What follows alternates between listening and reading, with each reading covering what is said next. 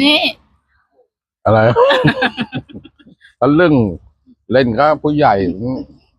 มันเออเรียกเรื่องครับผู้หลักผู้ใหญ่มันต้องเล่นก็ผู้ใหญ่เล่นเด็กได้แต่ห้ามเด็กเล่นห้ามเด็กเล่นกับผู้ใหญ่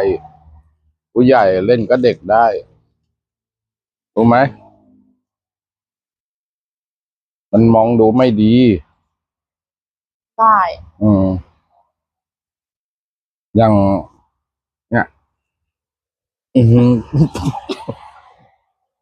อะไรวะ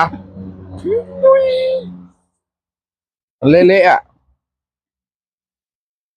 ก็เคี้ยวให้แล้วพร้อมกลืน